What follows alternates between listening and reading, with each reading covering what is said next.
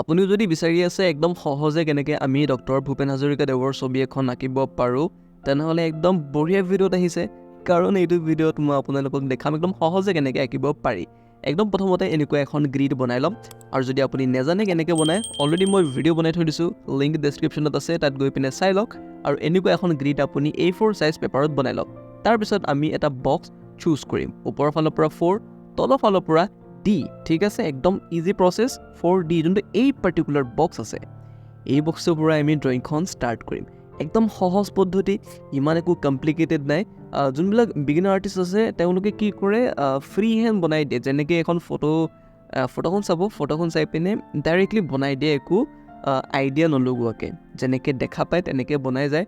আৰু একদম শেষত কি হয়, পাৰফেক্ট নহয় ড্ৰয়িংখন, অকণমান কিবা অকণমান উল্টা পুল্টা হৈ যায়। তো সেইটো আপুনি অকণমান এভইড কৰি পিনে আপুনি যদি এনেকৈ আপুনি বনাই, যেনেকৈ মই ইয়াত আপোনালোকক দেখাই আছোঁ, গ্ৰীড এখন বনাওক। গ্ৰীড মানে কি হৈছে, এইবিলাক কিছুমান গাইডলাইন বুলি কয়। ড্ৰয়িঙৰ কিছুমান টেকনিক থাকে, এই টেকনিকবিলাক ইউজ কৰি পিনে যদি আমি এখন ড্ৰয়িং বনাওঁ, তেনেহ'লে ড্ৰয়িংখন পাৰফেক্ট হৈ উঠে। তো তাৰে এটা পদ্ধতি হৈছে গ্ৰীড টেকনিক।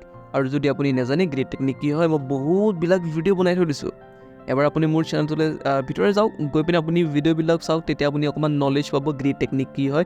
আৰু এটা সৰুকৈ ৰিকুৱেষ্ট কৰিছোঁ, আপুনি যদি ভিডিঅ'বিলাক চাই ভাল পায়, এনেকুৱাই ড্ৰয়িঙৰ ভিডিঅ' আপুনি যদি চাব বিচাৰে, তেনেহ'লে মোৰ চেনেলটো ছাবস্ক্ৰাইব কৰি দিব, এনেকুৱাই ড্ৰয়িঙৰ ভিডিঅ' চাবৰ কাৰণে।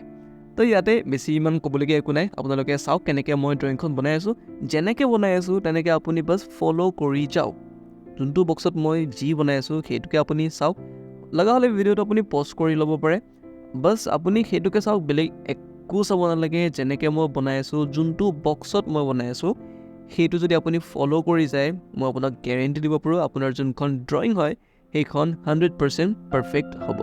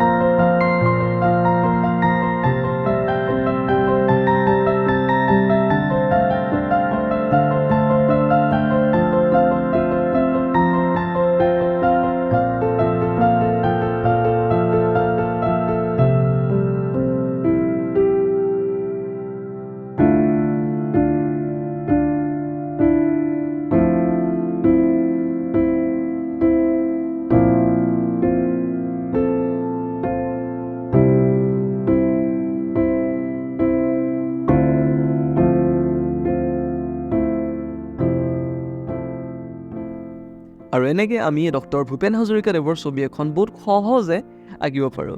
তো বছ আজি ভিডিঅ'টোৰ কাৰণে এইখিনি আছিলে। Thank you so' much for ৱাচিং।